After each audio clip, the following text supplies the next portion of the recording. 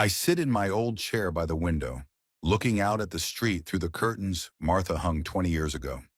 She'd said then that the color blue calmed the nerves. Maybe it does, but my nerves aren't the same as they were when I was married. Martha could find the right words to say when Clive was a kid, when he brought home another D from school or broke a neighbor's window with a ball. And I only got angry and shouted, thinking that strictness would educate the boy. Now I realize how wrong I was. Clive is now 38, and I'm still trying to bring him up, only now not by yelling, but by money. As if bills could replace the hugs I didn't give him when he was a boy. It's funny to even think about it, but I keep sending him $500 every month. Sometimes more when he calls asking for help with car repairs or to pay for some unexpected expense. I was talking to my neighbor Ralph yesterday, and he was telling me how his daughter comes every weekend, helps around the house, cooks dinner. I have Clive once a month, and that's when I need the money. He comes with his Evelyn, they sit in the kitchen, drink the coffee I brew, eat the cookies I buy, and then Clive just casually starts talking about how they need to replace the roof or that Evelyn's birthday is coming up. Evelyn's a good girl, I don't disagree. She's pretty, she's educated, she's an elementary school teacher. But she looks at me like I'm obligated to help them. She doesn't ask me directly. No, she's smarter than that. Just talks about the problems, sighs, shakes her head. And Clive sits next to her and says, yes, it's hard on a young family, especially when you want to have kids and you can barely afford it. They've been wanting kids for 8 years. They still can't make up their minds. The apartment is small, the job is unstable. They find some other reasons. And I'm still waiting to become a grandfather, still hoping that grandchildren will change our relationship, make it warmer. Silly old man, really. I remember when Clive was at school. He was a bright boy, but lazy. He did his homework, and I used to tell him, study harder, son. You can't get anywhere in life without an education. He just shrugged his shoulders and ran off to his friends to play soccer. After high school, he went to college to study economics, but didn't finish.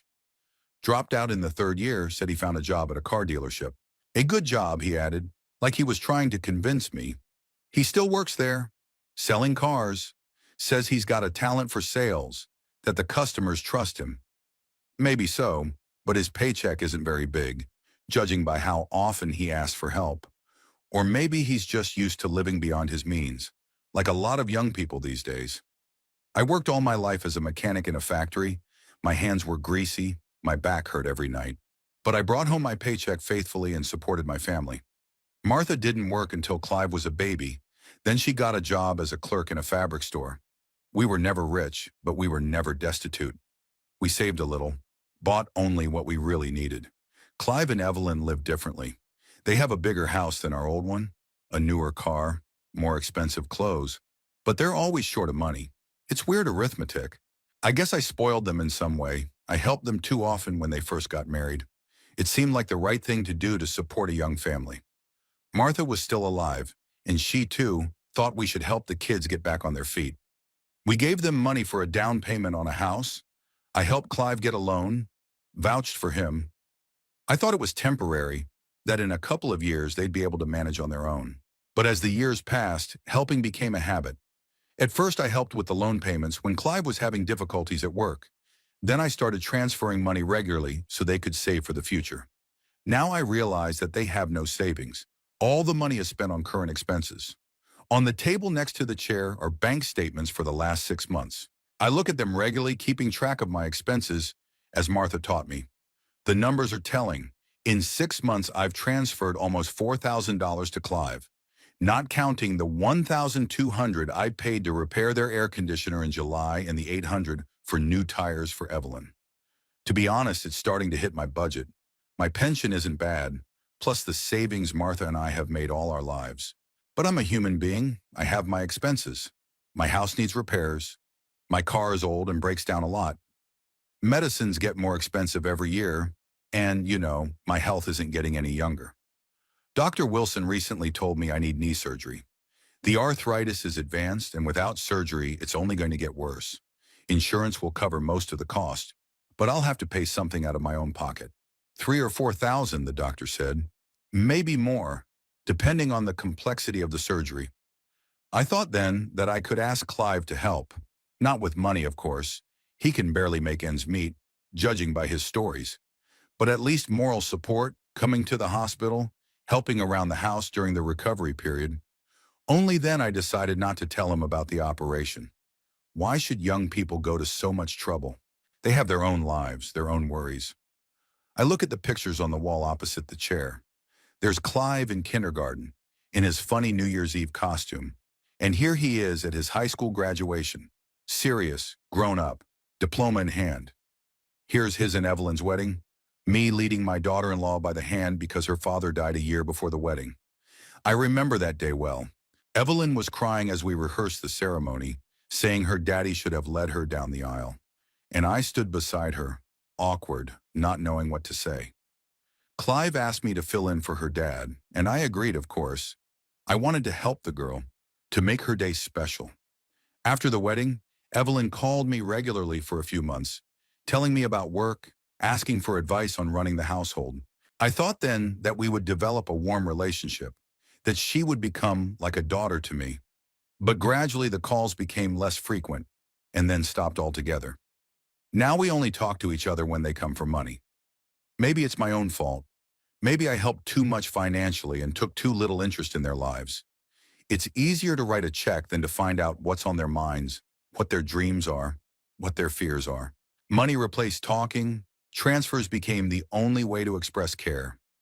Sometimes I think Clive just doesn't know how to communicate with me. He and I have never been close, never had a heart-to-heart. I worked hard, I was tired, I came home at night and all I wanted was silence. And he grew up with Marta, she was his mother and father at the same time. I provided for the family financially and she did everything else. When Martha got cancer, Clive came to the hospital every day. He sat by her side, talking to her, reading aloud the books she loved. And I spent more time at home, cooking meals to bring to the hospital, dealing with insurance paperwork, dealing with practical matters. After she died, Clive and I didn't know what to say to each other. Everyone's grief was different, personal. He had lost a mother who understood and supported him. I lost my wife, who was the center of our family, the link between me and my son. That's when the regular remittances started. At first, I wanted to help him with funeral expenses. Then I decided that a young family needed support. Money became my way of saying, I love you, I care about you, I want you to do well. Except Clive seemed to see it differently. For him, transfers have become something taken for granted, like utility bills or paychecks. He waits for them, plans for them, includes them in his family budget. And when the money is delayed, he calls with concern in his voice. A month ago, I had problems with the bank. The transfer was delayed for a week because of some technical problems. Clive called every day asking what happened, when the money would arrive. He said that they had expenses planned, that they were counting on my help. That's when I first thought, what if I stopped helping them? What would change in our relationship? Would Clive call just to see how Dad was doing? Or would our communication stop completely? The phone rang, interrupting my musings. Clive's name popped up on the display. He called in the evenings, usually after dinner, when he had free time to talk to his old dad. Hi, Dad. His voice was cheerful, too cheerful. How you doing? How are you feeling? I'm fine, I said. I'm still alive, I can't complain. That's great. Listen, I got some news. Evelyn and I decided to go to Lake Rehoboth for a couple weeks. We rented a cabin right by the water. We're gonna relax, sunbathe, fish. The weather's supposed to be great. I know Lake Rehoboth. It's a beautiful place. Martha and I used to vacation there when Clive was a teenager. We had a regular motel room, cooked on our own, saved money. But it was a wonderful time. We walked a lot, talked and laughed. Martha collected shells on the beach, and I tried to catch a single fish. Sextum, good idea, I said to my son. A vacation is good, especially for Evelyn after the school year. The kids must have worn her out over the winter. Yeah, she was tired. That's why we decided to take a vacation. We just want to relax, take our time, enjoy nature.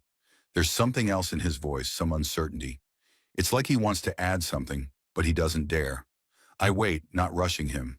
I know my son well enough to know when he's not telling me something. Look, Dad, he finally says, we thought we needed some time alone. You know, married couple, romance, all that. So we decided to go, just me and Evelyn. My heart twinged, but I tried not to show disappointment.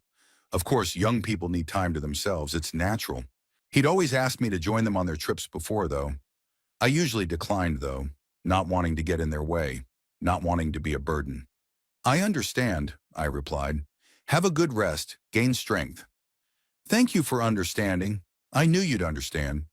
We'll be back in 2 weeks. We'll definitely come back and tell you how we did. He didn't ask about the money directly, but I got the hint. Usually in such cases, I'd say something like, do you need help with the expenses? And Clive would be relieved to accept the offer. Today, I didn't say anything. Well, I'm off, he said after an awkward pause. Evelyn's making dinner, calling me to the table. Take care of yourself, Dad. You take care too, I said. After he hung up, I sat in my chair for a long time, staring out the window. It was getting dark outside. The streetlights were on. Neighbors were returning from work, parking their cars, bringing bags of groceries into their homes. An ordinary evening in an ordinary neighborhood in an ordinary city. And I thought about the fact that Clive hadn't even asked me to go with them. He used to always ask if I wanted to keep them company. And even though I'd said no, it made me feel good that he was remembering me, thinking about including my father in his plans. Today, he just put me on the spot. The two of them are traveling together, and I don't belong there. It's like I'm not a family member, but some distant relative who needs to be kept on polite terms with, but nothing more. And he didn't ask for money for the trip. That's the first time in years. Maybe he'd finally learned to rely on his own resources. Or maybe he just didn't dare ask for it directly, hoping I'd offer. I get up from the chair and go to the kitchen to make tea. The house is quiet, only the clock on the wall ticking and the refrigerator humming. It had always been this quiet, back in Martha's day. We were not a talkative family, preferring silent understanding to loud words. Maybe that was our mistake. Maybe we should have talked to each other more, shared our thoughts and feelings. Then and now it would have been easier for us to find common ground. The next day after lunch, Clive called again.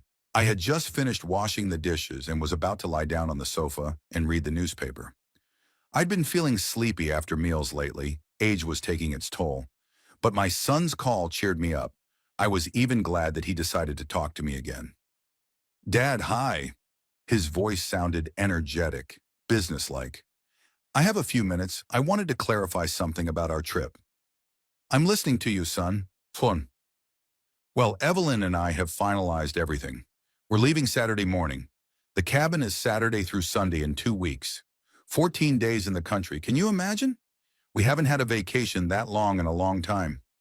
I listened to him and thought he sounded like a travel agent advertising a vacation. There was enthusiasm in his voice, but it was fake, as if he was trying to convince not only me, but also himself of what a wonderful time they were going to have. It's good to have found a house for such a long time, I said. It's not easy in season. Yes, we were lucky. The landlady wanted to rent it for a week, but we agreed. We had to pay extra, but it was worth it. Evelyn was looking forward to a long vacation by the water. Clive was silent, and I sensed that he was gathering his thoughts before he said something important. It was the kind of pause he'd had as a child when he was preparing to confess something he'd done or ask permission for something he wasn't sure about. Dad, I wasn't very clear yesterday, he began at last. I want to explain the travel situation in more detail. Yes? I sat down in the chair and put the newspaper on my lap. You see, the cabin is designed for only 2 people. There's 1 bedroom, a small kitchen, and a living room. It's very cozy, but it's cramped. It's fine for a romantic vacation, but if you add a third person, it will be uncomfortable for everyone. He spoke quickly as if he had rehearsed the speech beforehand. The words flowed smoothly, but they felt artificial, strained. I knew he was trying to explain to me why I wasn't invited, but he was doing it so awkwardly that it was even more painful. Besides, Clive continued, Evelyn and I have wanted to be alone for a long time. We have such an active social life, always someone visiting, traveling, going out with friends. And when you can just relax, just the 2 of us, without the extra eyes? Eyes. So they don't need me. Not a father and father-in-law, not a member of the family, but a nuisance to get rid of in order to have a good rest. It was bitter to hear such words, but I tried not to show it. Of course I understand, I replied in a steady voice. A young family really needs time alone. Exactly, Clive was relieved. I knew you'd understand. You were once a young married man yourself. Do you remember when you and your mother used to go on vacations?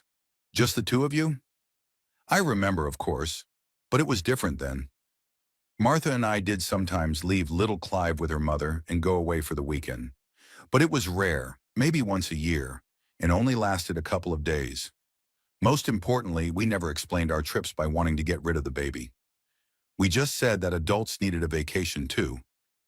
Your mother, by the way, was the one who insisted that we be alone sometimes, I said. She said it was important for spouses to maintain a romantic relationship. She did. She was a smart woman. Evelyn thinks so too.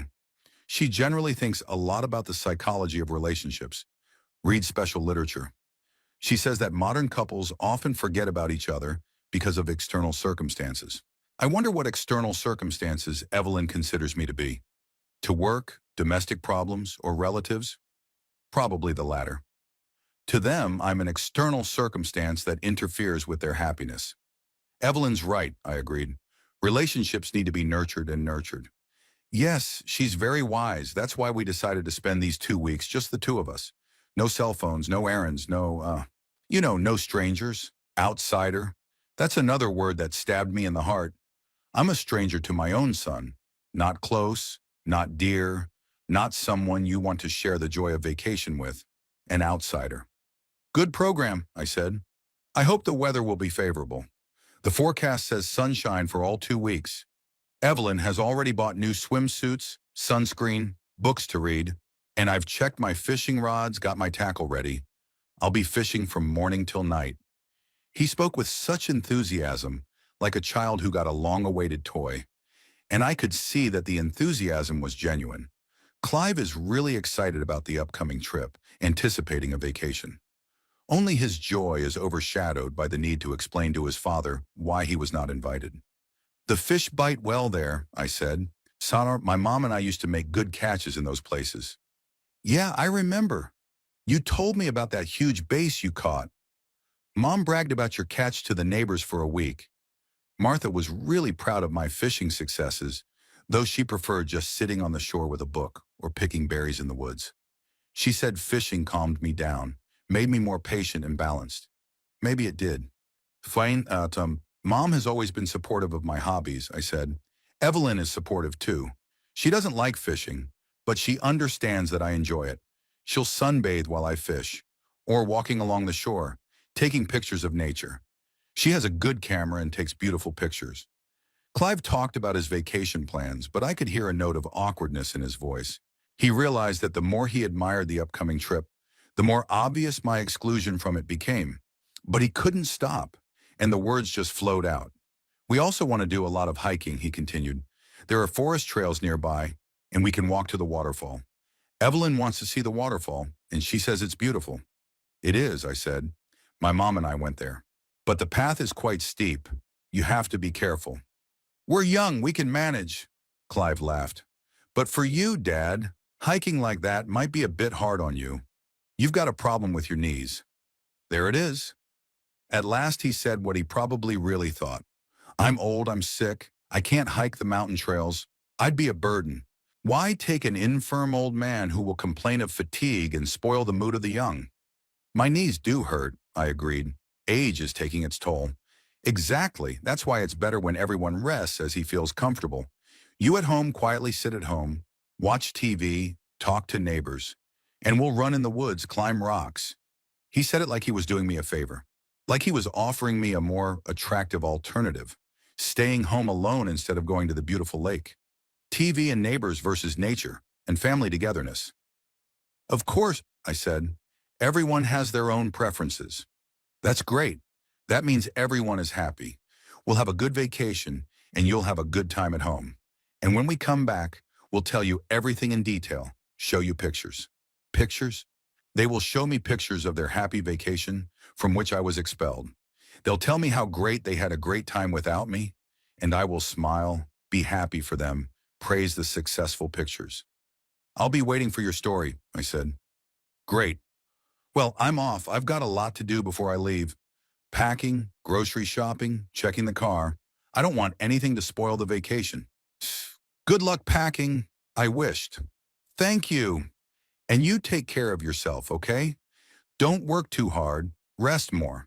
We'll be back soon and we'll come and see you. After Clive hung up, I sat silent for a long time, looking at the phone. The conversation had left an unpleasant residue in my soul. It wasn't that I really wanted to go to the lake with them. At my age, traveling really isn't easy. But it hurt how easily and naturally my son had excluded me from his plans.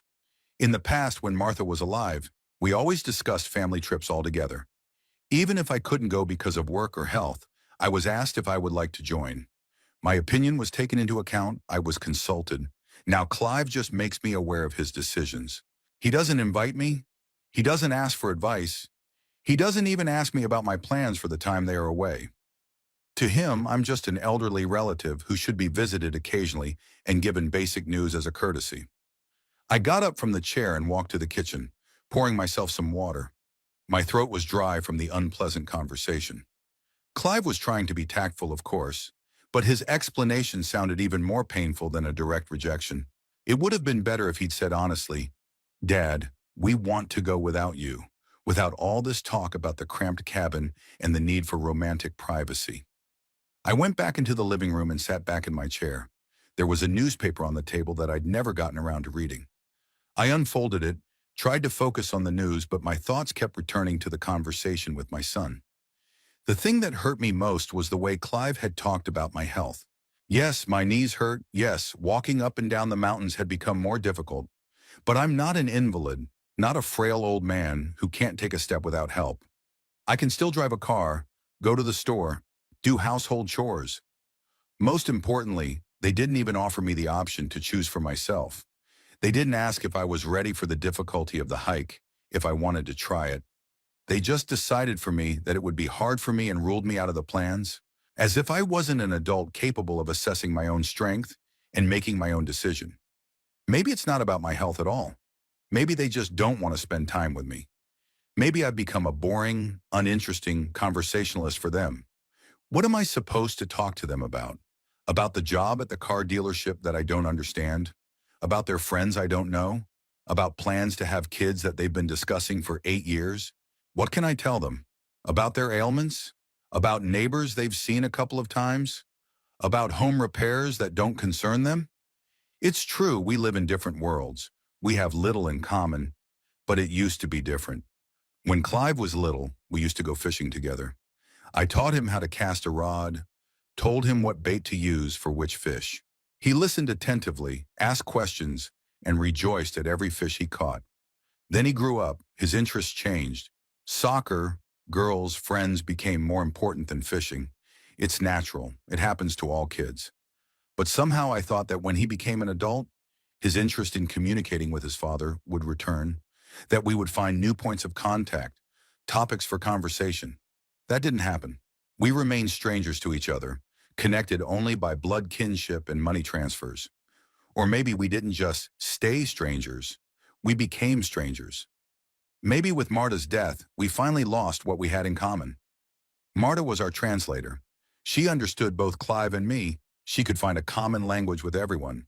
When we all sat down to dinner together, she asked questions, guided the conversation, created an atmosphere of family warmth. Without her, we were like two people speaking different languages. Now our conversations are reduced to formal exchanges of news and requests for financial assistance. Clive talks about work in general terms. I ask about Evelyn's health. We avoid serious topics. We don't share our worries. We don't discuss plans for the future. And today's conversations show that even formal politeness is difficult for him. He called not because he wanted to talk to my father, but because he felt it was his duty to explain why I was not taking the trip. And the explanation sounded like the excuses of a man who feels guilty but isn't ready to change anything. I wonder how he would have acted if I had asked him to take me along. Would he make up new excuses, or would he honestly admit that he didn't want my company? He'd probably agree out of politeness, but the vacation would be ruined for everyone. Better this way. Better to know the truth than to be deceived about my place in their lives. I'm Clive and Evelyn's financial support, nothing more. Does that feel good? No. But honestly, I picked up the paper, tried to concentrate on reading, an article about gasoline prices going up, a story about the mayoral election in a neighboring town, A week's worth of weather, the usual news of an ordinary day. But I found it hard to concentrate on the text. My thoughts kept returning to the conversation. Clive said they were traveling on Saturday, so they have a few more days to pack. I wonder if he'll call me again before he leaves, or only when he gets back to tell me how the vacation went. He used to always call before trips, asking if there was anything I needed to bring, if I wanted to give something to people I knew, if there were any in their vacation destination. Little things, but nice. They showed that the son thinks about his father, includes him in his plans, at least formally. Now that's gone. I find out about their plans after the fact, like a stranger being politely told the news. To Clive, I've become part of the past, a memory, not part of the present or the future. Maybe it was time to accept that. Maybe it's time to stop expecting from him what he's not prepared to give. Maybe I should structure my life so that it doesn't depend on his calls, visits, and attention. But how do you do that at 72? How do you find new friends, new interests, new meaning in life? All my peers are either dead, sick, or sitting at home complaining about youth. The neighbors are friendly, but we are not close. No job, no hobbies developed. Only TV, newspapers, rare trips to the store, and monthly remittances to my son remained. The boring, empty life of a lonely old man. And Clive realizes this, which is why he has no qualms about excluding me from his plans. TV and neighbors are my alternative to their happy family vacation. And the bitter part is that there's some truth to it. That night I couldn't sleep for a long time. I lay in bed staring at the ceiling and thinking about my conversation with Clive. Outside the window, the wind rumbled, a tree branch snapped, and a car drove by. The usual sounds of the city at night that I'd grown accustomed to over the many years I'd lived in this house. I got up, turned on the nightlight, and walked into the study. There on the desk was a stack of file folders, bank statements, receipts, checkbooks, all my financial life neatly organized. Martha had taught me order, and I still kept track of every dollar, every expense. I pulled out a folder labeled Clive and opened it. Over the past 5 years, I had gathered here all the documents related to helping my son. Transfers, checks, records of cash I'd given him. Numbers, numbers, numbers. Cold, dispassionate, but eloquent. The first entry is dated January 23rd, 2020. That's when I wired Clive $1,000 for heating repairs. He called on a winter evening, voice troubled. The boiler's broken. The house is cold. Evelyn has a cold. It's an emergency, and I'm short a paycheck. I didn't hesitate for a second. My son asked for help, so I had to help. The next day I went to the bank and made a transfer. Clive called me in the evening, thanking me, promising to return the money in a month. I said I was in no hurry. The main thing was to keep them warm and well. He never returned the money. A month later, he called again for a different reason. It's Evelyn's birthday and I want to give her a nice party, but I'm on a tight budget. Can Daddy help with a present? $500 would be enough, no more. I wired the money again, and again he promised to pay me back when he had the chance, and again it never came. Gradually, the talk of repayment stopped altogether. Help began to be taken for granted as something natural and obligatory. I turned the pages, looked at the records, counted the sums. In 5 years, I had transferred over $30,000 to Clive. $30,000, more than my annual pension. If someone had told me before that I was spending that much money on my grown son, I wouldn't have believed it. But the numbers don't lie. Here's a wire transfer for Evelyn's car insurance. $800. Here's a check for roof repair. $500. Another wire transfer. $500 for a new washing machine. And another and another and another. Some of the amounts are very small. $100 for groceries. $200 for medicine for Evelyn when she had the flu. $50 for gas when Clive drove to a job interview in another city. Small things, but they add up to a decent amount of money. And then there's the regular monthly remittances. They started 2 years ago when Clive was having problems at work. New manager, conflicts with colleagues, threat of dismissal, salaries were being withheld, the family budget was struggling. I offered to help out every month until things stabilized. The situation stabilized and the transfers continued.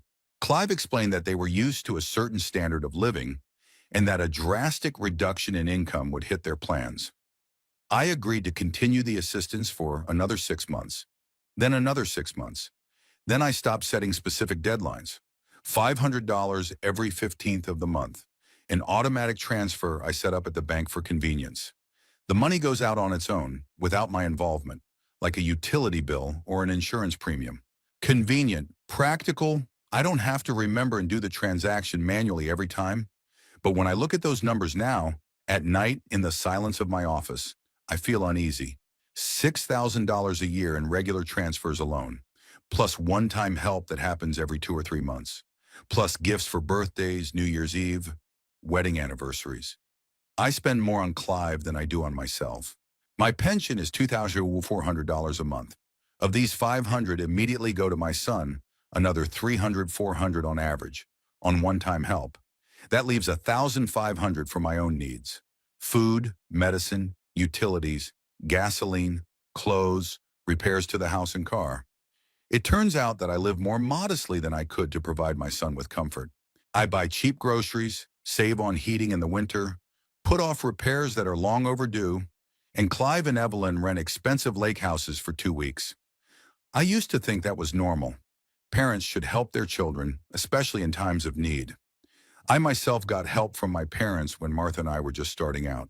True, the help was modest. My father worked as a simple locksmith. There was no big money in the family. But the help was temporary and purposeful. Dad gave us money for the wedding, then helped us with the down payment for the apartment. All honestly, openly, with a clear understanding that these were exceptional circumstances. And I knew I had to pay the money back as soon as I got back on my feet. I paid it back after 3 years. I set aside a little bit each month. I refused to spend too much, but I honored my commitment.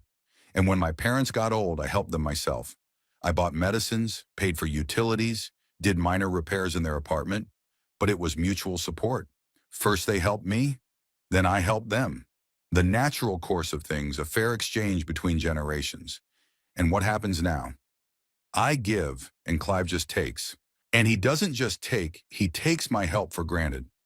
When was the last time he asked about my business? Not just formally at the beginning of a conversation, but genuinely. When did he ask about my health, my financial situation, my plans? I can't remember such a conversation, but I remember very well all his requests for help. They've become so commonplace that I'm no longer surprised by the new expenses. Evelyn's car needs work? Sure, Daddy will help. Their air conditioner's broken? Of course, the old man will pay for it. They want a vacation at the lake? Of course they'll give money. But why has it become natural? Why should I pay for their entertainment and comfort? Clive works, Evelyn works. They have 2 incomes, I have 1. They're young, they're healthy, they've got their whole lives ahead of them. And I'm a pensioner with bad knees and mounting medical expenses. Logically, it seems absurd, but emotionally it's hard for me to say no to my son. Every time he calls with a request, I feel obligated to help, not because I'm afraid of his reaction, but because I want to be a good father. A good father supports his children. A good father doesn't refuse help when it's needed. A good father is willing to sacrifice his own interests for the well-being of his family. I learned these principles as a child, and they have become part of my character. But where is the line between supporting and condoning? When does help stop being a temporary measure and turn into a permanent dependence? At what point does a caring father become a source of easy money for his adult children? I closed the folder, got up from the table, went to the window. It was dark outside, only the streetlights were burning. In the house across the street, someone was still awake. The bluish light of the TV was shining in one window. Probably an old man, too, who couldn't sleep, watching night programs. Or maybe a young family. The husband and wife are sitting on the couch, cuddled up, watching a movie or a TV series.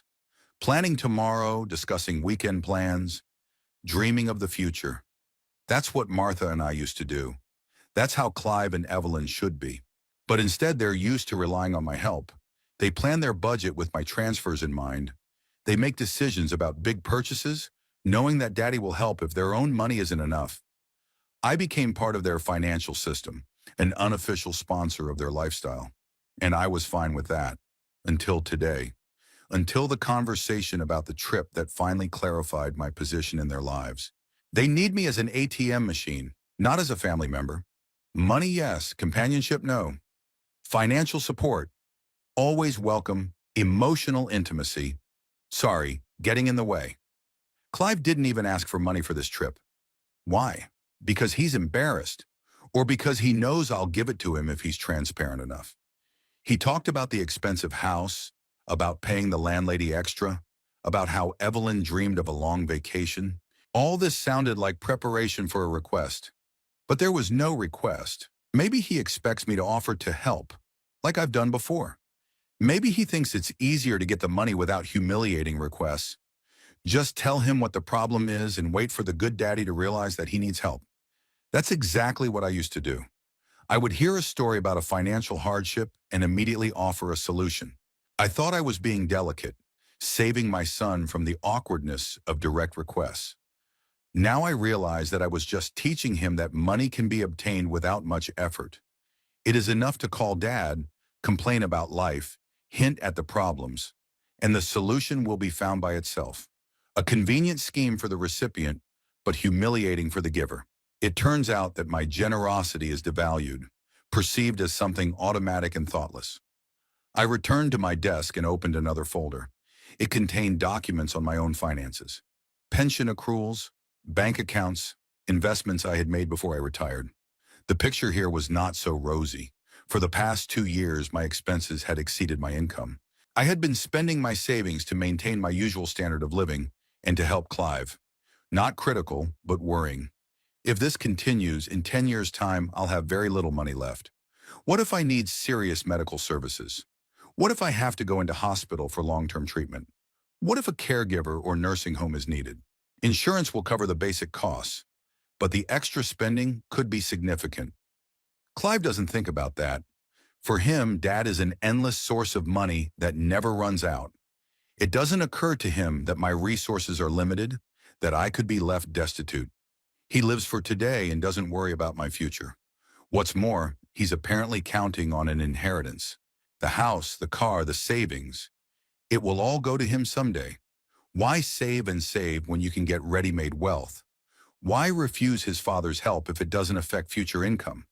But what if there is no inheritance? What if I spend all the money on my own needs? What if I sell the house and move to a smaller apartment? What if I leave my savings to charity? How would a loving son react then? I tried to imagine the situation. I tell Clive that I can no longer help him because the money's not enough for my own expenses.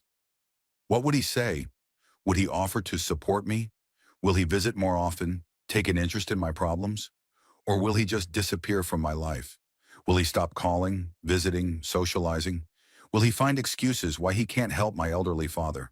Work, family matters, his own financial difficulties. You can think of many reasons. That's probably what's going to happen. Because our relationship has long been built on unequal exchange. I give him money. He makes me feel like the father I need.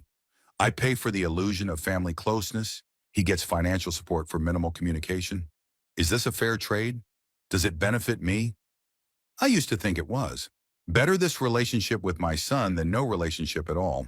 Better infrequent calls and visits for money than complete loneliness. At least I felt useful, important to someone. Now I question that choice. A relationship built on money cannot be sincere. Love that must be bought ceases to be love. Care paid for by transfers becomes a commercial service.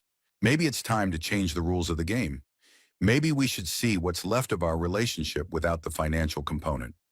Perhaps Clive will be surprised, but will find the strength to build a relationship with his father on new principles. Or maybe he'll just walk away. Decide he doesn't need a useless old man. Find other sources of income, or learn to live within his means. Either way, it's fair. At least I'll know the truth about what I mean to my son. I looked at my watch. It's 4 o'clock in the morning. Dawn is coming and I still haven't slept a wink. But the sleeplessness had been useful. I'd learned a lot about myself, about Clive, about our relationship. Things I probably should have realized a lot sooner. I woke up at 7 in the morning, though I hadn't gone to bed until 5. I hadn't gotten much sleep, but I felt alert and determined. The night's reflections had cleared up a lot of things, and now I knew exactly what I had to do. For the first time in a long time, I had a clear plan of action. After a shower and breakfast, I dressed in my best suit, The dark blue one Martha had bought me for our silver wedding. She'd said then that it made me look solid and confident. I needed that kind of confidence today. I grabbed my briefcase and put all the necessary documents and my passport in it. Bank statements, account numbers, house deeds, anything I might need to have a serious conversation with the bank tellers. I was about to change my financial life, and I needed to prepare for it thoroughly. The bank was a 10-minute drive from my house. I got there by 9 a.m. when there wasn't a long line. I wanted to solve all the issues calmly, without hurry, thinking over each action. The bank lobby was cool and quiet. A few customers sat in leather chairs waiting their turn. The young girl behind the information desk smiled at me and asked how she could help. "I need to speak to a personal account manager," I said. "I have a few questions about financial management." Sit on a roof firm. "Sure, I'll see who's available now." She dialed a number, spoke to someone on the phone. "Mr. Grayson will be able to see you in 15 minutes. Please make yourself comfortable." I sat down in a chair near the window and watched the morning life of the city. People were hurrying to work. Students were walking to college with backpacks over their shoulders. Young mothers were carrying their children in strollers. Everyone was in a hurry. Everyone had their own things to do, their own worries. And I had only one important thing to do today: to put my financial relationship with my son in order. This decision was not easy for me, but night reflections convinced me of its correctness. You can't live with illusions all your life. You have to face the truth. "Mr. Blackwell?" A young man in a suit approached me with his hand outstretched. "I'm David Grayson, personal manager. Please come into my office." The office was small but cozy. A wooden desk, 2 chairs for clients, bookshelves with folders and reference books. On the wall hung a diploma of education and several awards of the bank for quality customer service. "Tea, coffee?" Mr. Grayson offered, taking a seat at the table. "Thank you, I'm fine." I opened my briefcase and took out some documents. "Also, I have several accounts with your bank, and I would like to make a change in their management." "Great, let's figure it out." He turned on the computer, typed something on the keyboard. "I can see your accounts. A checking account, a savings account, and a joint account with Mr. Clive Blackwell. Is that your son?" "Yes, he is." I nodded. "It is with this joint account that I have questions." "I'm listening to you carefully." I took a deep breath. It was harder to say the words than I thought, but there was nowhere to go. The decision has been made, and we need to follow through. "I want to close this joint account," I said firmly, "and transfer all the funds to my personal account." Mr. Grayson looked at the computer screen, checked something, then looked up at me. "That's possible, of course, but I need to clarify. Does Mr. Clive Blackwell agree to the closing of the account?" "According to our rules, closing a joint account requires the consent of all the owners." "What if one of the owners simply withdraws from joint ownership?" I asked. "Leaving the account to the second owner?" "That's also possible. Do you want to transfer the rights to the account entirely to your son?" I thought for a few seconds. Give Clive an empty account or an account with a minimum amount? That would be symbolic, but not very practical. I'd rather close it all together and avoid any more questions. "No, I want to close the account." "My son agrees, we've discussed it," I lied. "It's just that he's on vacation now. He can't come in person." "I see. Then we'll need written consent from Mr. Clive. You could ask him to email or fax us a signed statement." That made it difficult. I didn't want to discuss closing the account with Clive before I'd made a final decision on all the changes. And calling him and asking him to send an approval meant revealing my plans prematurely. "What if I just quit the joint ownership?" I asked again. "Transfer my share of the money to a personal account and leave Clive as sole owner?" "You can do that right now. As a co-owner, you are allowed to withdraw your funds and leave the co-ownership unilaterally. The account will then automatically become your son's personal account." That's a good one. "I'll take my money and Clive will be notified of the change by post. By the time he gets back from vacation and tries to sort things out, I'll have made all the other decisions." "Let's do that," I said. "Shabram, how much money is in the joint account now?" Mr. Grayson looked at the screen. $2,437.16. So Clive hadn't withdrawn the money for the trip yet. Maybe he planned to do it later, or maybe he was counting on my help. In any case, I deposited the money myself last month when Clive complained about not having enough money before payday. Shakanim, put the whole amount into my personal savings account, I said. Good. Would you please fill in the application form for withdrawal from joint ownership? I filled out the form, signed, showed my passport. The procedure took about 10 minutes. Mr. Grayson checked everything, entered the data into the computer, printed out a certificate of money transfer. It's done, he said. The funds have been transferred to your savings account. Mr. Clive will be notified of the change by mail within 2 or 3 days. Great. I put the certificate away in my briefcase. Now, I have one more request. I need to cancel all automatic transfers from my accounts. Automatic transfers? Mr. Grayson looked at the computer again. Yes, I can see that. You have a monthly transfer of $500 to Mr. Clive Blackwell's account set up. Every 15th day. Yeah, that's exactly what you need to cancel. Reason for canceling? A change in the financial situation, I said evasively. There is no longer a need for regular transfers. Mr. Grayson nodded and began entering the changes into the system. I watched his actions and felt strangely relieved. I'm finally doing what I should have done a long time ago. Taking control of my finances. Confirm. The transfer has been canceled, the manager informed me a few minutes later. The next transfer on the 15th will not take place. Is it possible to set up notifications? I asked. So that I get notifications about all attempts to withdraw money from my accounts? Sure. SMS notifications or email? Both, if possible. He set up additional security, explained how the notification system worked, and gave me new passwords for online banking. I carefully wrote all the information down in a notebook. Are there any other automatic payments associated with Mr. Clive? I asked. Mr. Grayson checked the transaction history for the last year. I see that you have paid bills on his behalf several times. Insurance, utilities, a loan payment. But those were one-time transactions, not automatic. A loan payment. I forgot about Clive's mortgage.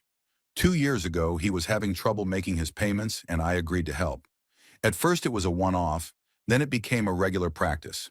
Every month, I wired the bank $400 to pay off my son's loan. Could I see the details of the loan payment? I asked. It's a mortgage with First National Bank. The last payment was made on the 10th of this month, $400. That payment needs to be stopped too. But it's not an automatic transfer. You do it manually every month. Then just make a note that I won't be making that payment again. For my own memory. Mr. Grayson looked at me with some surprise but recorded my request in the client file. Apparently, family financial disputes were not new to him, and he preferred not to ask too many questions. Anything else? He asked. Yes, just one last thing. I need a statement of all accounts for the last 5 years, complete with all transactions. It'll take some time. We can mail or email it within a week. Email, please. I gave him my email address, checked again all the changes I had made, thanked him for his help. Mr. Grayson walked me to the door, wished me a good day. Outside, I felt lighter than I had in a long time. It was as if I'd lifted a heavy weight off my shoulders that I'd been carrying for years. The financial umbilical cord between me and Clive had been cut. My money belonged to me now. I got into the car, but I didn't start the engine right away. I needed to comprehend what I had just done. The joint account was closed, automatic transfers canceled, loan payments stopped. In 1 hour, I had fundamentally altered my financial relationship with my son. Of course, Clive won't realize it right away. The joint account will become his personal account, but the money is no longer there. The monthly transfer simply won't arrive on the 15th. The mortgage payment won't arrive on time. It'll take him a while to realize what's happened. And when he does, he'll probably get angry. He'll call, demand an explanation, accuse me of being cruel and irresponsible. Maybe he'll come in person, try to press the guilt. But I'm ready for that. During the night, I thought a lot about the possible consequences of my decision. Clive might take offense, might stop talking to me, might try to turn Evelyn against me. It's unpleasant, but it's not fatal. At least I'll be honest with myself. No more illusions of marital intimacy bought with money. No more transfers in exchange for occasional calls and formal visits. If Clive wants to communicate with his father, he'll do it unselfishly. And if he doesn't, then so be it. At least I'll know the truth about our relationship, and I'll be able to live my remaining years without spending my last savings to buy my son's love. I started the car and drove home. On the way, I stopped at a supermarket and bought groceries for the week. At the checkout counter, I looked at the amount and thought about the fact that now I spend this money only on myself. It was a strange but pleasant feeling. At home, I brewed coffee and sat in my favorite chair by the window. The morning paper was on the table, but I didn't feel like reading. I just sat and enjoyed the silence, the peace, the feeling of having made the right decision. Tomorrow, Clive and Evelyn would go to the lake. 2 weeks of happy vacation on their own dime. And when they returned, a new reality would be waiting for them. A reality without Dad's remittances and constant financial support. I wonder how they'll cope with that reality. Will they learn to live within their means or find another sponsor? Will they try to rebuild a relationship with me? Or will they give up on their old dad? Time will tell. In the meantime, I can just enjoy my new freedom. It had been 4 days since Clive and Evelyn had gone to the lake. 4 quiet days that I've spent enjoying the peace and quiet. I read books I'd long put off, watched old movies, sorted through pictures of Martha. For the first time in years, I had no obligations to anyone but myself. On Wednesday morning, I was watering the flowers in the garden when the phone rang. Clive's number popped up on the display. I took my time answering it, letting it ring for a few beeps. It was interesting to observe how I felt. My son's calls had made me happy before, but now I felt more wary. "Dad, hi." Clive's voice sounded strained, though he was trying to sound cheerful. "How are you doing? How are you feeling?" "Good," I answered calmly. "How's your vacation going? Is the weather good?" "Yes, it's fine, sunny. The lake is beautiful. Evelyn is sunbathing. I'm fishing. I caught 2 bass yesterday. We'll grill them for dinner tonight." He spoke quickly, excitedly, obviously in a hurry to get to the main issue. I listened and waited for him to gather his courage and say what he was calling for. "Look, Dad, we've got a little problem," Clive said at last. "We were going into town to get groceries today, and my card didn't go through the ATM. It said there weren't enough funds in my account." "That's weird," I said indifferently. "How much money was there supposed to be?" "Well, we were counting on the money in our joint account. Remember, you transferred it last month. It was supposed to be almost 2,500. Our joint account. That's an interesting way of putting it.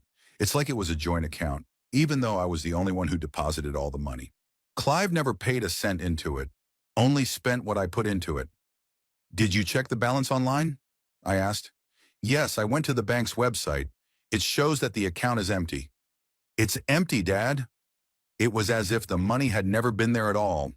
I could hear the bewilderment in his voice, turning to panic.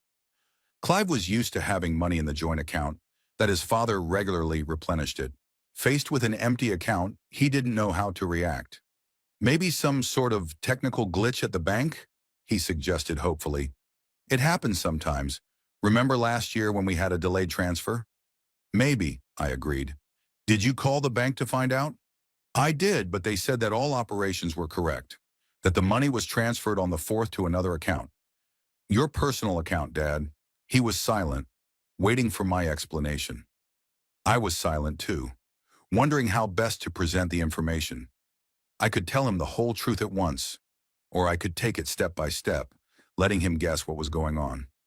"Dad, can you hear me?" Clive asked anxiously. "What happened to the money?" "I transferred it to my account," I said simply. "What do you mean you transferred it? Why?" "What do you need it for?" I asked back. It's my money that I deposited last month. I decided to take it back. But we agreed that the money was for our joint expenses." Clive sounded indignant. "We planned to use it to pay for the trip." I wonder, when did we agree? I remember him complaining about not having enough money, and I offered to help. But we didn't talk about the money being for the trip. Clive decided that without asking my opinion. "I don't remember such an arrangement," I said calmly. "You asked for help, I helped. Now I've decided I need the money myself." "But what about us?" Clive was clearly confused. "We've only got money for a few days. We've got a week's vacation left." "So we'll have to go home early," I said indifferently, "or find another source of money." "What other source?" My son sounded hysterical. "Where am I going to get money in the middle of a vacation? That's a good question. Where do normal people get money from? Earn it, save it, plan ahead. But Clive was used to his dad always solving his financial problems, so he hadn't learned how to plan a budget on his own. I don't know, I answered honestly. It's not my problem anymore. Not your problem? Clive couldn't believe what he was hearing. Dad, I'm your son. How can my problems not be your problems? Very simple. You're a grown man, you have a job and a wife who also works. You can handle your problems on your own. But we've always counted on your support. Clive's voice grew higher and more tense. You were the one who offered to help. I did, and I have, for years. Now I've decided to stop. Why? He almost screamed. What happened? What did I do wrong? I wondered if I should explain everything to him in detail, to tell him how I felt after talking about the trip, about my nighttime thoughts, about realizing that our relationship was based only on money, but I decided it was too early. Let her digest the change itself first. You haven't done anything special, I said. I just reassessed my priorities. I decided that my money should be spent on my needs. What needs? Clive asked incredulously. You have everything you need. A house, a car, a pension. I have a lot of plans, I said evasively. I might want to go on vacation, or renovate the house, or put money aside for medical expenses. But we're a family. Clive still couldn't accept the new reality. A family should help each other. Schon. I agree, I said. A family should help each other, mutually. What do you mean reciprocally? Have you ever helped me? I asked bluntly. Financially or otherwise? Clive was silent. I guess he was trying to think of a single time when he'd offered me support. There hadn't been, and we both knew it. Yeah, I thought you didn't need anything, he said finally. You never asked for help. Did you ever wonder if I needed help? I went on. Asked about my problems, my plans, my health? I have. I always ask how I'm doing. You ask formally at the beginning of the conversation, and then you go straight to your problems and request for money. That's not true, Clive was indignant. We talk about everything. Like what?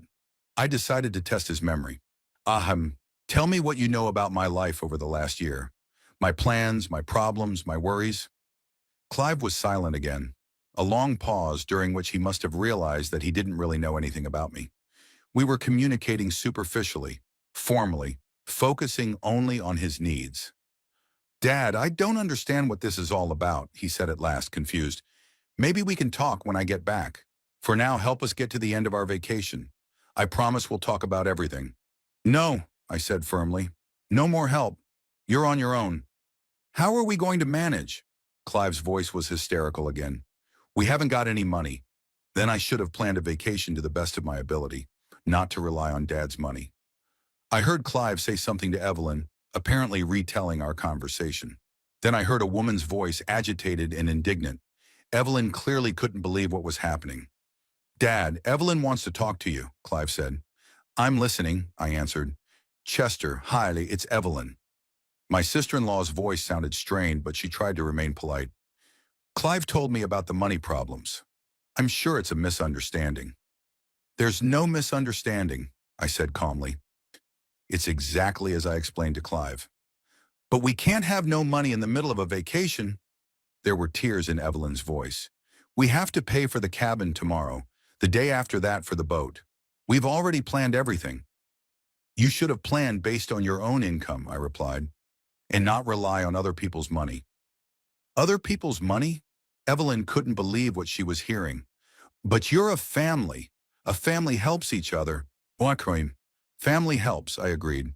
But help should be mutual and voluntary. What we have here is a one-way flow of money. We've always been grateful to you, Evelyn exclaimed. We've never taken your help for granted. Really? I questioned. Then why was Clive planning to spend money from the joint account without asking my opinion? But you gave us that money last month. So I gave it to Clive for current expenses, not for a vacation. And it wasn't permanent, it was temporary. Evelyn was silent, apparently digesting my words. Then she spoke again, in a more conciliatory tone. Chester, let's discuss this calmly. If we were wrong about something, we're ready to fix it. But help us finish our vacation normally. No, I repeated. There will be no more help. But how will we get home? Evelyn's voice was panicked again. We only have enough money for gas. So you'll drive home on gas, or you'll find another way to solve the problem. What other way? She obviously didn't know what to do in this situation. I don't know. Borrow from friends, take out a loan, sell something. People somehow manage to get by financially without help. Chester, please. Evelyn started crying. Auntie, we're not your enemies, we're your family. A family that only remembers I exist when you need money, I said harshly. A family that plans vacations without me, but at my expense. We weren't planning a vacation at your expense, Evelyn objected. We just thought the money in the joint account could be spent. We could, but we had to ask the other account holder for permission first. Evelyn was silent again. Then she asked to put Clive on the phone. I could hear them talking in whispers, making plans, trying to find a way out of the situation. Dad, Clive said again in a calmer tone. All right, we understand your position, but tell us honestly, is this the final decision, or are you just trying to teach us a lesson? Final decision, I answered without hesitation. No more money transfers, no more loans, no more paying your bills. What about the mortgage? Clive asked anxiously. You used to help us with the monthly payments. Not anymore. You'll have to make the next payment yourself. But we can't! Clive's voice broke into a shout. We don't have enough money to make the full payment. Then go to the bank, renegotiate the terms of the loan, or look for additional sources of income. Shamuro, what sources of income? We both work, so work more, or spend less, or sell the house and buy something cheaper. Clive let out a sort of groan of despair. Apparently it had finally dawned on him that Dad was serious, that the money tap was indeed shut off for good. Dad, you can't do this to us, he said in a shaky voice. We are your family. You have no right to leave us unsupported. I do, I said calmly, and I already have. You can live any way you want now, but without my money. But why? Clive was shouting again. Why are you punishing us? I'm not punishing anyone, I replied. I'm just stopping sponsoring your life. Can you tell the difference? The connection went dead. Clive hung up without saying goodbye. I looked at the phone and smiled. The conversation had gone exactly as I'd expected. Shock, bewilderment, attempts to press pity, threats, all the classic pattern. Now they'll have to solve their problems on their own. I wonder what they'll do. Will they go home early or find a way to get money? And most importantly, how will their attitude towards me change after this lesson in reality? Half an hour later, the phone rang again.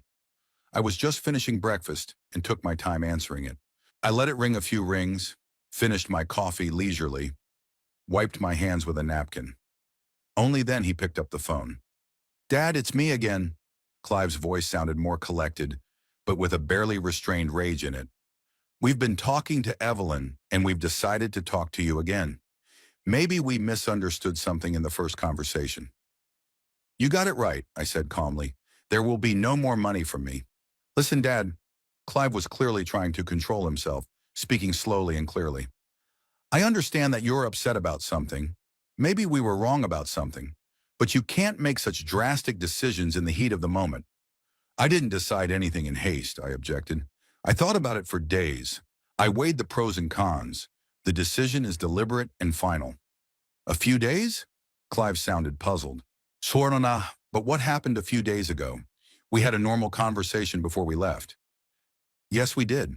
I poured myself another cup of coffee, made myself comfortable in the chair. You were telling me about the trip, explaining why I wasn't invited. Do you remember that conversation? Of course I do. What was so scary about it? I just honestly explained that we needed some time alone together. Honestly? I questioned you. Manu was her, or did you just find pretty words to tell the old man that he wasn't needed? Dad, you don't say. Clive tried to act indignant. We didn't mean to offend you. It's just that a young couple really needs time alone. A young couple that's been together for 8 years, I said. I wondered how long it would take for you to feel like a family. 8 more years? 16?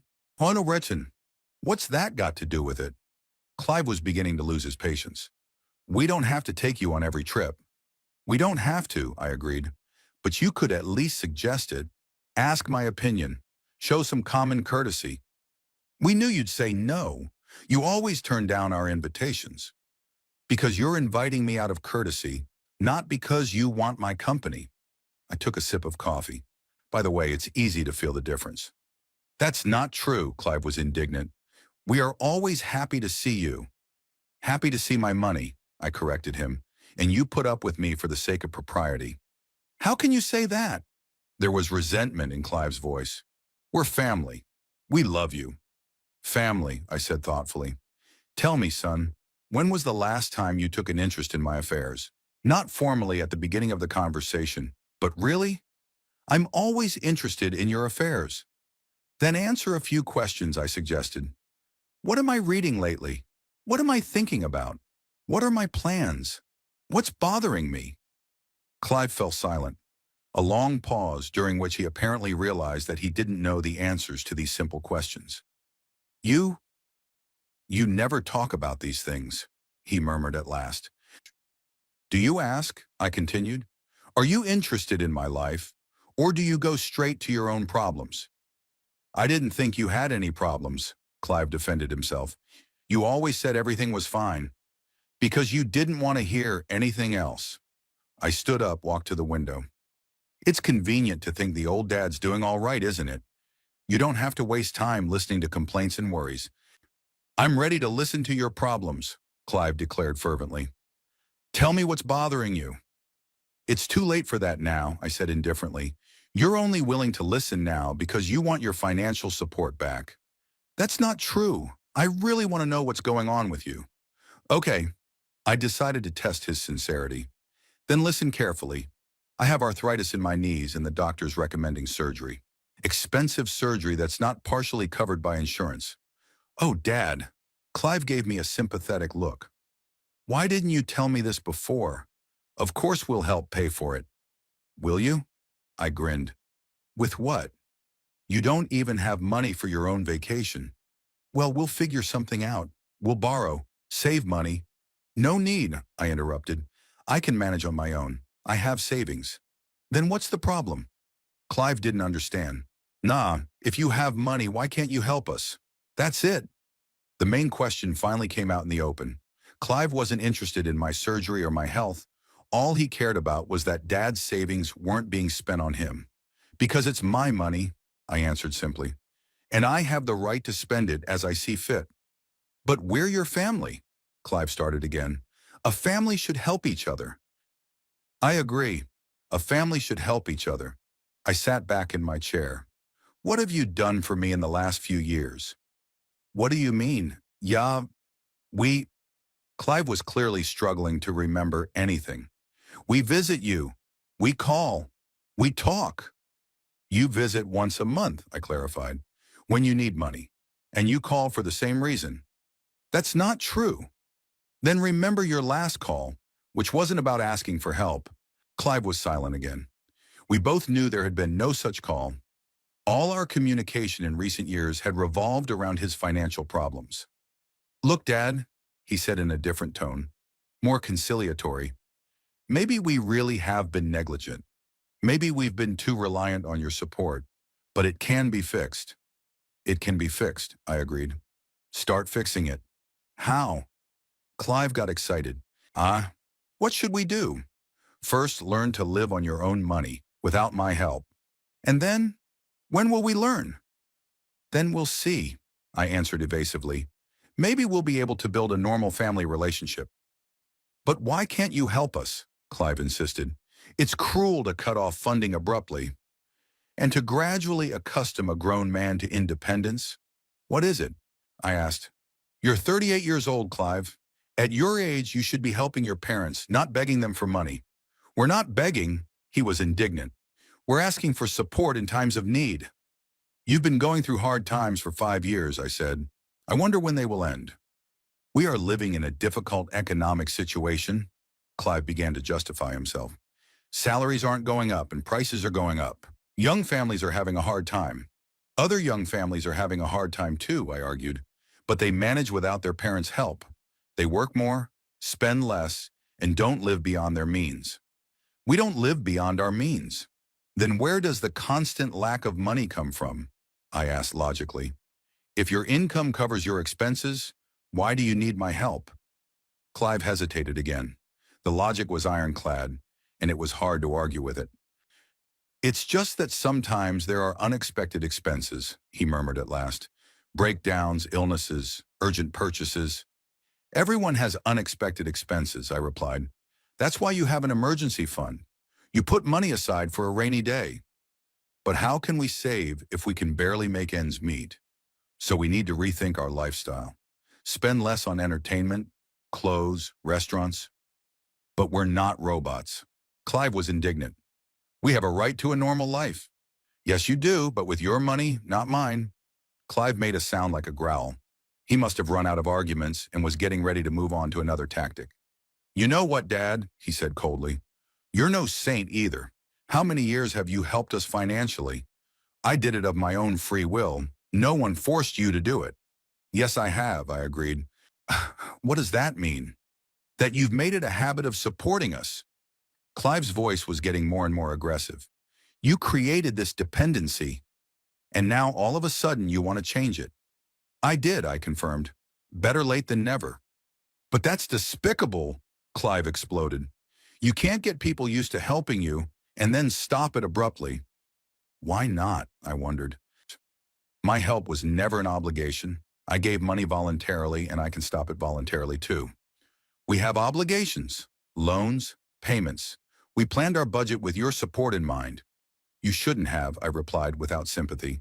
You can't include someone else's money in your plans without consulting the owner. You're our father, Clive shouted. Fathers help their children. It's natural. Shomonarain. Fathers help children get back on their feet, I corrected him. They don't support grown men for the rest of their lives. We'll give you all your money back. Clive started haggling. As soon as we're back on our feet, we'll pay you back. When will that be? I asked. A year from now. 5 years? 10 years? I don't know for sure, but we will. There's no need to return anything, I said tiredly. Just live on your own, without my money. What if we can't? There was fear in Clive's voice. What if we lose the house? What if Evelyn gets sick and there's no money for treatment? Then we'll go to social services, or friends, or Evelyn's parents. There's lots of options. Evelyn's parents can't help. They can barely live. And I'm obliged to help, I concluded, because I have money. You're our father, Clive said again. You're supposed to take care of us. Mashkan. I have for 38 years, I replied calmly. I think that's enough. Clive was silent. Then I heard him say something to Evelyn in a muffled voice. Apparently she was giving him advice on how to talk to me. Daddy, he said again, in a different tone of voice. Okay, let's say you're right. Let's say we did rely on your help too much. But give us time to rebuild. You can't change everything in one day. Yes, I said, and we must. Gradual change takes years. Then I don't know what to do, Clive said confused. Honestly, Dad, I'm panicking. That's good, I approved. Panic makes you act, to look for solutions instead of waiting for outside help. What solutions? Clive almost whispered. I don't even know where to start. Akram, start by having an honest conversation with Evelyn about your income and expenses. Make a budget. Eliminate unnecessary spending. Think about extra income. And if it's not enough, then sell the house and buy something cheaper. Move to a cheaper neighborhood. Change your lifestyle. But we're used to a certain level, Clive moaned. Then earn that level yourself, I advised. In the meantime, make do with what you can afford. The connection went dead again. Clive hung up the phone, slamming it down harder this time. I looked at the phone and shook my head. The son clearly hadn't expected that Dad could be so rigid and unyielding. But toughness had nothing to do with it. I just stopped playing a game whose rules didn't suit me. I stopped buying the illusion of marital intimacy with my money. Clive and Evelyn returned from their trip on Monday night, 5 days ahead of schedule. I found out by accident. I saw their car in the driveway when I went out to the mailbox. They had apparently stopped by the house to unload their stuff and then decided to come straight to my house for an explanation. I was not surprised to see them. After the last phone conversation, I expected them to try to talk in person. The phone conversations had failed, so the next step would be a visit to try to push my emotions. They did not knock on the door, but immediately rang the bell. Long, insistent, as if demanding an immediate audience. I didn't hurry to open the door, but looked through the peephole first. Clive was in front, Evelyn a little behind. Both looked tired, frustrated, but determined. "Hi," I said, opening the door.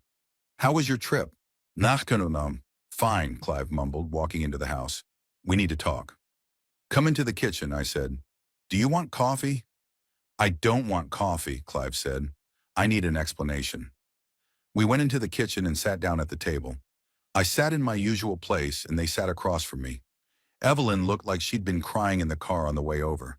Clive was clenching his fists, clearly struggling to contain his anger. "Dad," he began slowly, minting each word.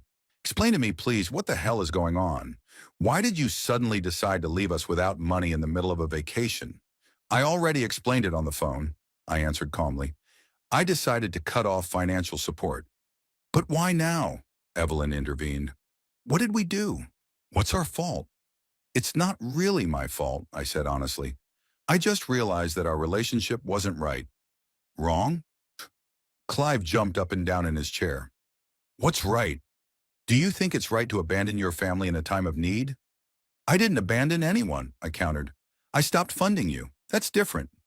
"It's the same thing to us," Evelyn exclaimed. "We're used to your support. We counted on it." "We didn't count on it," I replied indifferently. "I did not give any guarantees of constant help." "But you offered," Clive reminded me. "You said you wanted to help us." "I did. And I did. For years. Now I've decided to stop." "Why?" Evelyn leaned forward, trying to look me in the eye.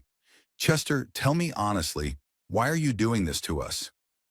I looked at both of them, a young couple who genuinely don't understand what's going on. They were really used to my help, taking it as something natural and constant. My decision came as a blow to them that they were completely unprepared for. "Remember our last trip as a family?" I asked Clive. "What trip?" "Any trip. When was the last time we went on vacation together?" Clive thought for a moment, trying to remember. Evelyn was silent too. "I don't remember a trip like that," Clive finally admitted. "Here, we always went separately." "Exactly," I nodded. "And why?" "Well, we have different interests, different plans. And also because I'm a nuisance to you," I added. "An old man who spoils the mood of the young company." "That's not true," Evelyn was indignant. "We never thought so." "Then why didn't you invite me to the lake?" "We explained." Clive was getting annoyed. "We needed time alone together." "For my money," I clarified. "You wanted time alone for my money." "What does that have to do with your money?" Clive didn't understand. What were you planning to use to pay for the trip?" I asked bluntly. Clive and Evelyn looked at each other. I guess they finally understood what I was talking about. "With money from the joint account," Clive admitted quietly. "My money," I summarized. "You were planning a romantic vacation without me, but at my expense." "But you gave us that money last month," Evelyn tried to justify herself. "We thought it was ours, and I considered them a loan for current expenses, not a vacation gift." "You never said it was a loan," Clive was indignant. "You never demanded repayment, because I hoped you'd realize the difference between help and maintenance." Clive got up from the table and started pacing around the kitchen. Apparently, he needed movement to deal with his emotions. "All right," he said at last. "Let's say we were wrong. Let's say we relied too much on your help. But we can fix it, can't we?" "It can be fixed," I agreed. "Fix it. And while we're fixing it, can you help us?" Evelyn asked hopefully. "One last time?" "No," I answered firmly. "There will be no last time, Shinley." "But we can't change our whole lives at once," Clive exclaimed. "We need time." "You have time," I said. "The money ran out at once, but there will always be time." "Dad, you don't understand." Clive stopped in front of me. "We have loans, obligations. We could lose the house, then sell it and buy something cheaper. And where are we going to live while we look for a new place? Get an apartment. Stay with friends. Move in with Evelyn's parents." "Evelyn's parents live in a small apartment," Clive objected. "There's no room for us." "Then find another solution," I said indifferently. "That's your problem, not mine." Evelyn suddenly started to cry, quietly without sobbing, just tears running down her cheeks. Chester, she whispered, don't you care what happens to us? No, I do care, I admitted. I'm Uwena, but I won't solve your problems with money anymore. Then how? Clive asked. What do you suggest? Advice, I answered. I can give advice, but money, no. What kind of advice? Clive grinned bitterly. Work more, spend less? We already know that. Then do it, I said. There's a difference between knowing and doing. What if we can't do it? Evelyn asked quietly. What if we fail? Then you'll have to cope in some other way, I answered. People survive in the worst situations. Clive sat down at the table again. His face was grim, his hands clenched into fists. You know what, Dad? He said coldly. You're just abandoning us. You say nice things about being on your own, but in reality, you're just abandoning the family. I'm giving up the illusion of a family, I corrected him. A family that exists only because of my money. Sadi, what do you mean? I mean that if you take the financial component out of our relationship, what's left? I asked bluntly. When was the last time you called me for nothing? When you came over without asking for money? Clive was silent, unable to find an answer. You see, I continued, our communication has long since been reduced to your requests and my transfers. There's no family here. But we can change that, Evelyn intervened. Supranhatanan, we'll communicate more, we'll visit more often. For money? I clarified. You'll come for money and socialize at the same time? No, just for fun. We'll see, I answered skeptically. When the money runs out, we'll see how often you'll come just for fun. You're the one who got us used to it, Clive exclaimed. You're the one who offered to help. I did, I agreed. My mistake. Now I'm fixing it. You're being cruel, Evelyn said bitterly. Better cruel than nothing, I replied philosophically. We sat in silence for a few minutes. Clive was staring out the window, and Evelyn was wiping her tears with a tissue. I watched them and thought about the fact that this might be the last time we'd ever talk as a family. Dad, Clive finally said, what if we really changed? Become independent, learn to live without your help. Would you forgive us then? I have nothing to forgive you for, I said. You didn't do anything wrong. You just accepted what I offered. Then what? Can we repair the relationship? I don't know, I said honestly. Time will tell. What will it take for you to start trusting us again? Learn to live without my money, I answered, and communicate with me not because you need something, but because you are really interested. And if it works? Evelyn asked hopefully. If we prove that we've changed?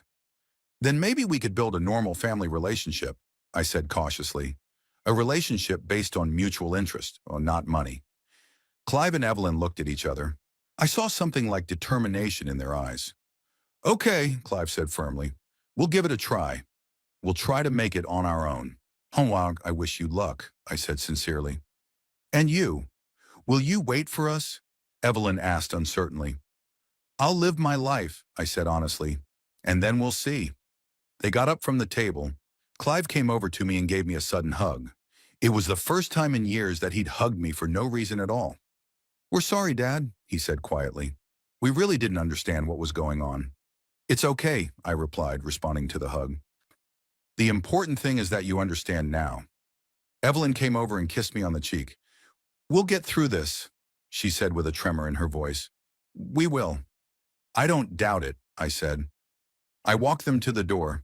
They got into the car and drove away, waving goodbye. I stood on the porch watching them, wondering if I would ever see them again. And if I do, what kind of adults they will be. Independent adults or the same dependent children looking for a new sponsor. Time would tell. In the meantime, I could finally live for myself without feeling obligated to save someone else's life with my money. For the first time in years, I was truly free.